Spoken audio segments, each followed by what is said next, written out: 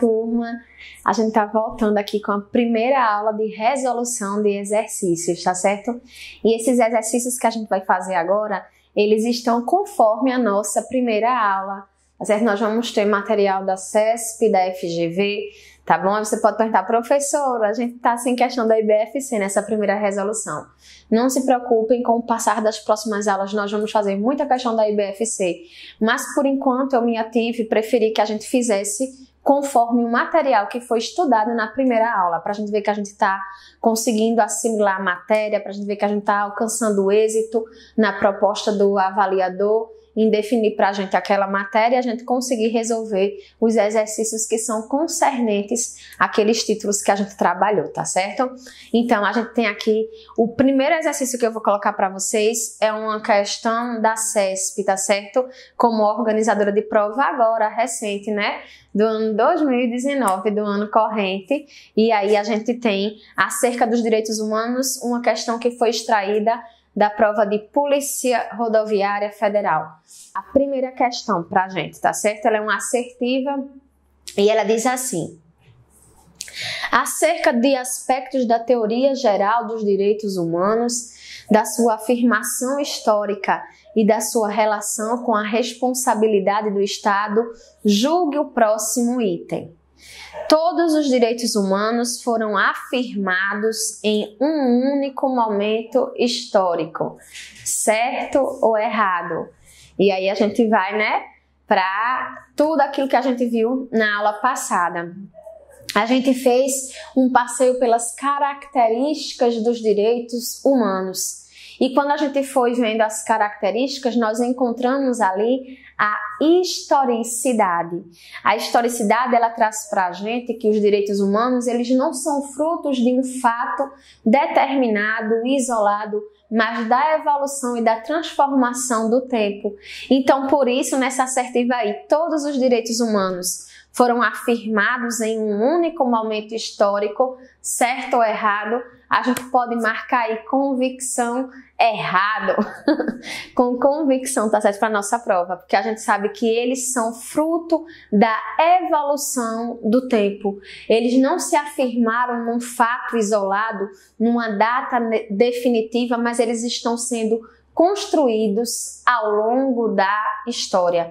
Essa primeira questão para a gente, ela vai trazer para a gente esse ganho e além da gente avaliar todos os precedentes históricos e a geração dos direitos humanos que a gente foi acompanhando, ainda que a gente não tivesse visto as características diante daquilo que a gente estudou como geração dos direitos humanos e fomos vendo o ganho pontual que ele foi obtendo a cada geração ou dimensão, como a gente pode encontrar também na nossa prova, tá certo, gente? É importante frisar isso. O avaliador, ele pode dizer geração, e aí geração a gente pode achar uma nomenclatura um pouco antiga, né? Um termo mais antigo. Tem quem coloque dimensão, e aí dimensão a gente pode se lembrar daquele teletransportar, e seria algo como se uma dimensão levasse a gente para outra. Tanto geração como dimensão, tá ok, a gente pode marcar na nossa prova, mas aí a gente vê, diante de tudo isso que a gente aprendeu, que a afirmativa e assertiva, ela está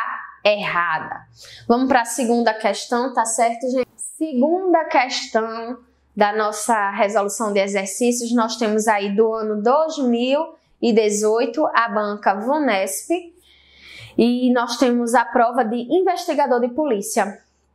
Vamos lá para a questão? Ela diz o seguinte: considerando a evolução histórica dos direitos humanos, assinale a alternativa que indica corretamente as 3 gerações de direitos na ordem histórica em que elas são classificadas pela doutrina. Aí a gente tem alternativa A: direitos da coletividade, direitos de solidariedade ou de fraternidade e direitos e garantias individuais.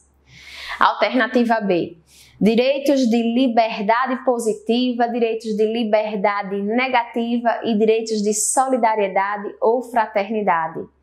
Alternativa C: direitos civis e sociais, direitos de liberdades e garantias individuais e direitos coletivos e transindividuais. Alternativa D: direitos de liberdades negativas, civis e políticos, direitos econômicos, sociais e culturais, e direitos de fraternidade ou de solidariedade. Na alternativa E, nós temos direitos trabalhistas, direitos sociais e direitos da democracia. Então, gente, é muito importante na hora da gente resolver exercícios, a gente colocar em prática aquilo que a gente assimilou durante as aulas e a gente parar com essa cisma de resolver rápido, né? Porque às vezes uma palavrinha, ela modifica tudo.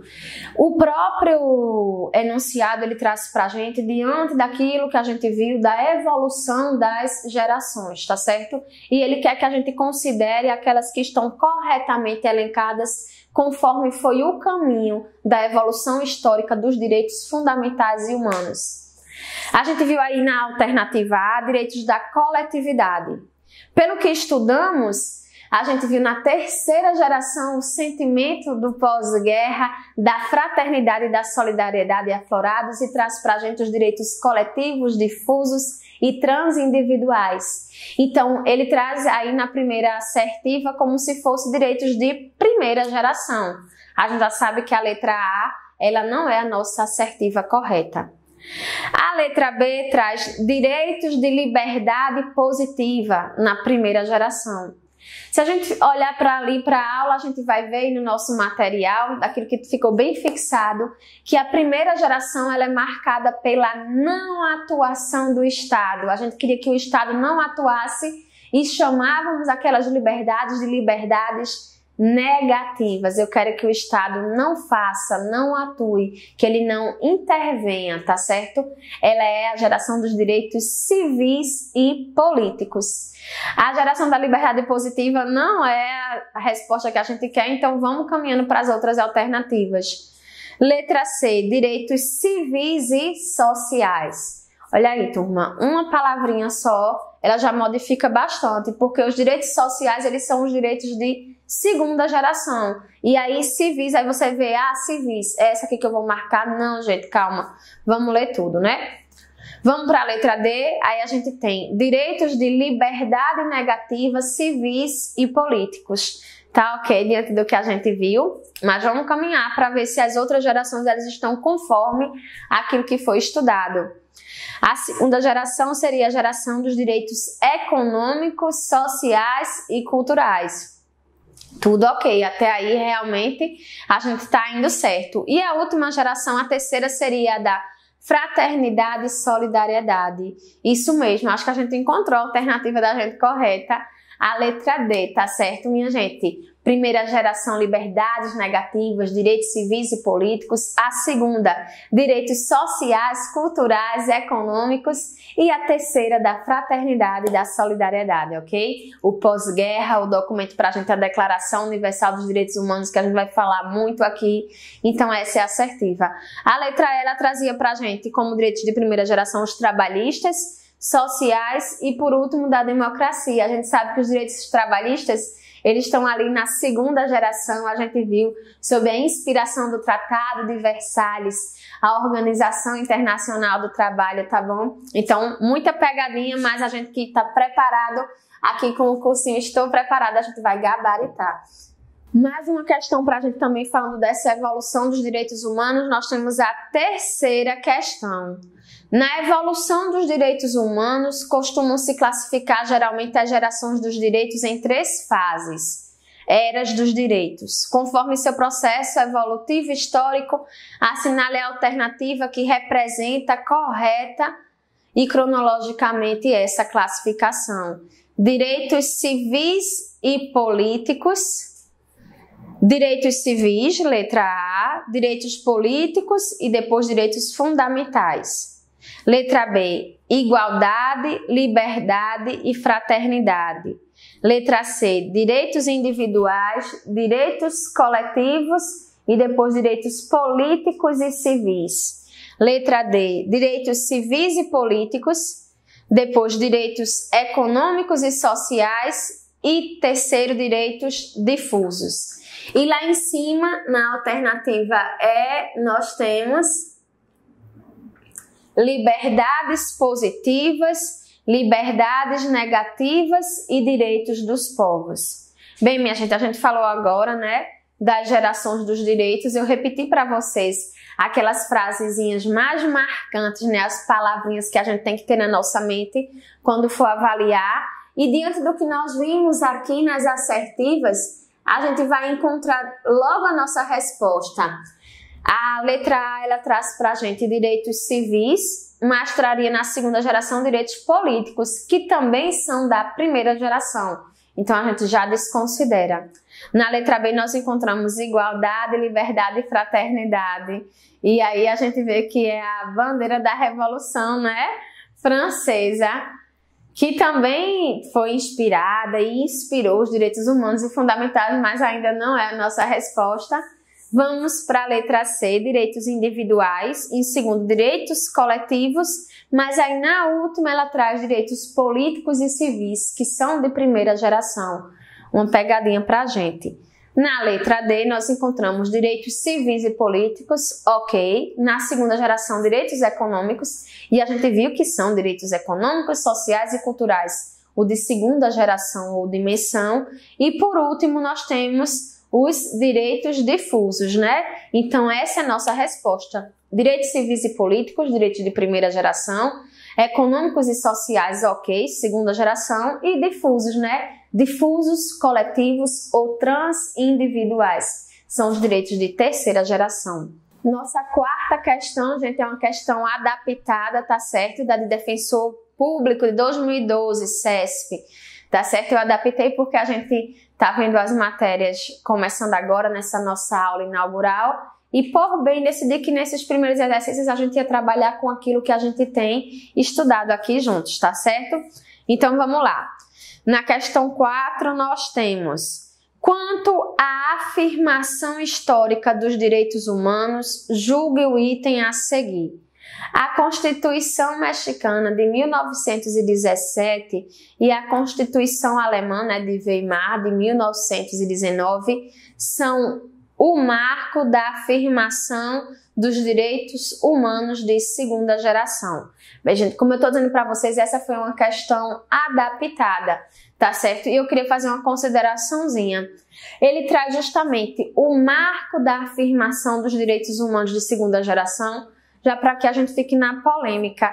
Eu trouxe como exemplos de segunda geração essas duas constituições, nós vimos elas aqui, trabalhamos, mas dizer que elas são o marco principal, a gente lembra também do Tratado de Versalhes, né?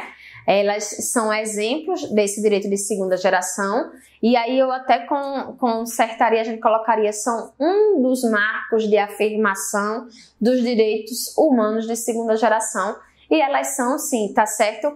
Eu não diria que elas são o principal, fundamental, porque eu acho que o principal mesmo foi o Tratado de Versalhes, então aí ela tá adaptada, eu consertaria, colocaria, né? São um dos marcos, e são sim, tá certo? Verdadeiro. A questão 5, nós temos também uma questão adaptada de Defensor Público de 2011, tá certo? Como eu falei para vocês, eu tô fazendo essas adaptações diante da gente conseguir ver focado naquilo que nós trabalhamos juntos aqui. Então, a questão 5 nós temos: considerando a teoria geral dos direitos humanos, julgue o item a seguir. O princípio da proibição do retrocesso social é uma cláusula de defesa do cidadão em face de possíveis arbítrios impostos pelo legislador no sentido de desconstruir e desconstituir as normas de direito fundamental. É sim, a vedação ao retrocesso é uma das características que a gente estudou nos direitos humanos, gente. Ela tem até um nome, né? Efeito clique, né? O clique, que queria dizer para quem está estudando que é aquele até que sobe uma montanha e ele não pode voltar atrás, tá certo? A gente não pode perder aquilo que foi conquistado nisso dos nossos direitos humanos, do avanço dos direitos fundamentais, e também o Estado, ele trabalha diante da reserva do possível. o Estado ele quer construir um hospital, mas ele esbarra na lei de responsabilidade fiscal. Mas ele não pode usar isso, né, como dizer que ele vai deixar de fazer algo, tá certo? Para retirar os nossos direitos que foram conquistados ao longo do tempo, tá certo? Então aí, realmente, a gente julgando o item, né, o princípio da proibição do retrocesso, realmente é uma cláusula de defesa do cidadão para que o Estado ele não consiga tirar da gente aquilo que foi conquistado, né? Vamos para a sexta questão da FGV adaptada, né? Sobre os direitos humanos, assinale certo ou errado. Assertiva A, né? O direito humanitário, a Organização Internacional do Trabalho e a Liga das Nações são considerados os principais precedentes do processo de internacionalização dos direitos humanos, uma vez que rompem com o conceito de soberania, já que admitem intervenções nos países em prol da proteção dos direitos humanos. E aí, gente, essa alternativa tá certa ou errada? Diante daquilo que a gente viu, né? Tá certa. E ela traz realmente aquilo que a gente vai ver pontuado no nosso edital como o primeiro pontinho para a gente estudar nesses precedentes históricos: o direito humanitário, a Liga das Nações e a Organização Internacional do Trabalho. O próprio avaliador, o próprio examinador que está organizando a prova para a gente, ele considerou como aqueles pontos fundamentais para a gente avaliar diante da evolução histórica dos direitos humanos. E são sim, a alternativa ela está corretíssima, são principais precedentes nesse processo, gente, de internacionalização dos direitos humanos. Quando eu falei para vocês de direito humanitário, de Liga das Nações e Organização Internacional do Trabalho, a gente já vê essa quebra, essa flexibilização daquilo que os países entendiam como soberania, para que a gente pudesse, à luz desse eixo do princípio da dignidade da pessoa humana, juntar, entrar em acordos, pactos internacionais para que a gente protegesse a dignidade da pessoa humana, para que a gente protegesse esses direitos fundamentais. Então, sobre direitos humanos, a gente pode dizer sim que esses são os precedentes históricos principais que relativizaram aí o conceito de soberania de muitos países para que eles entrassem nesse acordo internacional de proteção aos direitos humanos e fundamentais. A sétima questão, tá certo? Ela é também para a gente da CESP e a gente tem aqui do cargo inspetor de guarda portuária e ela disse para a gente o seguinte: em relação ao direito internacional humanitário, julgue os seguintes itens. Os textos de Genebra foram elaborados com o objetivo de proteção às vítimas de guerra. E aí nós temos certo ou errado? E aí, gente? Bem, nós vimos que diante do direito humanitário, né, essa reunião de líderes, de governantes, nações, para que debatessem o tratamento humanitário que deveria ser dado às vítimas de guerra, a gente já encontra, né, a nossa resposta. Foram elaborados com o objetivo de proteger as vítimas da guerra. A gente sabe, e é importante a gente levar isso para a prova, que não só as vítimas da guerra, né? Nós temos também os prisioneiros, nós temos os civis. Então, assim, todos, como um todo, o nome, né, vítima de guerra, ele está num termo geral, mas aí a prova pode trazer para a gente perguntando, os civis também se estende a ele? Sim, se estende a ele. A gente viu essa evolução, né? Ela começou destinada às vítimas da guerra, ela se estendeu também àqueles que estavam, né, na prisão, aos civis, estendeu às forças navais. Então aí a resposta está correta. E a nossa última questão, tá certo, para ser trabalhada aqui, é a também dessa mesma da CESP, tá certo? E ela traz pra gente o seguinte: em relação ao direito internacional humanitário, julgue a seguir os itens. Em caso de conflito armado, os que foram postos fora de combate e os que não participem diretamente no conflito têm o direito ao respeito das suas vidas e da sua integridade física e moral, devendo-se, em todas as circunstâncias, protegê-los e tratá-los com humanidade, sem qualquer distinção de caráter desfavorável, certo ou errado? Certo, né, gente? A gente viu aí no direito humanitário, quando a gente fez as considerações mais importantes, e é um pontinho que está lá nos precedentes históricos para a gente se aprofundar para a nossa prova, que é justamente essa proteção destinada aos civis, aos militares, aos prisioneiros. Os direitos fundamentais, eles têm que ser respeitados, mesmo que em tempo de guerra. Os mortos devem ser enterrados. Todas as pessoas que forem vítimas, que tiverem sua integridade lesada, tá certo? Elas devem ser amparadas e protegidas. Então tá aí os exercícios que eu reservei, né? A gente falou aqui das gerações, das características, dos precedentes históricos, tá certo? Da teoria geral dos direitos humanos, da conceituação, e a gente conseguiu passear por essas questões bem importantes que estão no nosso edital. Eu vou me despedindo aqui da nossa primeira aula, espero que tenham gostado.